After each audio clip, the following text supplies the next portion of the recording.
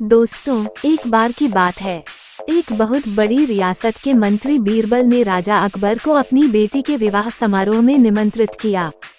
जब राजा अपने परिवार के साथ विवाह समारोह में पहुंचा, तो मंत्री बीरबल उन्हें सम्मानपूर्वक विशिष्ट आसन पर बैठाने ले गयो। तो मंत्री यह देखकर बहुत लज्जित हुआ कि एक सफाई कर्मी वहां बैठा हुआ था। उसने सफाई कर्मी को सभी के सामने वहां से उठा फेंका और उसे बहुत डांटा। सफाई कर्मी ने बहुत अपमानित महसूस किया और बदला लेने की योजना बनाने लगा। अगले दिन सुबह जब वह राजा अकबर का कक्ष साफ कर रहा था, तभी वह जानबूझकर बड़बड़ाया, राजा अकबर कितने नादान हैं। उन्हें यह पता ही नहीं कि रानी और मंत्री बीरबल के बीच क्या चल रहा है। राजा अकबर आधी नींद में था। यह क्या बकवास कर रहे हो? अकबर ने पूछा। महाराज, मैं पूरी रात सो नहीं पाया, मैं तो नींद में बड़बड़ा रहा था, सफाई कर्मी जवाब में बोला। हालांकि उसकी बात सुनकर राजा अकबर के मन में संदेह के बीज पड़ गए थे। राजा अकबर अब मंत्री बीरबल से चिढ़ने लगा और समय समय पर अपमानित करने लगा। एक दिन तो उसने द्वारपालों से यह तक कह दिया कि वे मंत्री बीरबल को महल में घुसने ही न दें।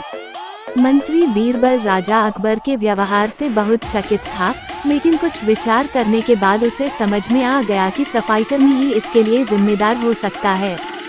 मैंने उसका अपमान किया था और उसी का उसने बदला लिया है। अब मुझे उसे दोबारा प्रसन्न करना होगा, तभी वह राजा अकबर की निगाह में मेरा सम्मान फिर से दिला सकता है, मंत्री बीरबल ने सोचा। एक दिन उसने सफाईकर्मी को अपने घर भोजन पर आने का निमंत्रण दिया और कहा, मेरे दोस्त, मुझे क्षमा कर दो, मैंने तुम्हारा अपमान किया था। मुझे गलती का एहसास हो गया है। इन सुंदर कपड़ों को उपहार के रूप में ग्रहण करो। चलो मेरे साथ भोजन करो। सफाईकर्मी प्रसन्न हो गया। वह सोचने लगा, मंत्री बीरबल तो अच्छा आदमी है, मैंने ही उस दिन गलती कर दी थी। अब सफाईकर्मी प्रसन्न था और प्रयास करने लगा कि मंत्री बीरबल के बारे में राजा अकबर की धारणा बदल जाए। एक बार जब वह राजा अकबर के कक्ष में गया तो राजा सो रहा था। वह बड़बड़ाने लगा, अरे, राजा अकबर का तो दासी के साथ प्रेम संबंध है। बड़ी लज्जा की बात है। राजा अकबर ने उसका बड़बड़ाना सुना तो उठकर बैठ गया। राजा ने सफाईकर्मी को बहुत डांटा। सफाईकर्मी बोला, क्षमा कर दे महाराज, मैं पूरी रात सो नहीं पाया, इसलिए दिन में ही नींद में बड़बड़ा रहा था। राजा अकबर को अपनी गलती समझ में आ गई। इस तरह की अफवाह के चक्कर में आकर उसने अपने बहुत अच्छे सलाहकार की अनदेखी शुरू कर दी थी। राजा अकबर ने मंत्री बीरबल को बुलाया और दोनों फिर से अच्छे मित्र बन गए।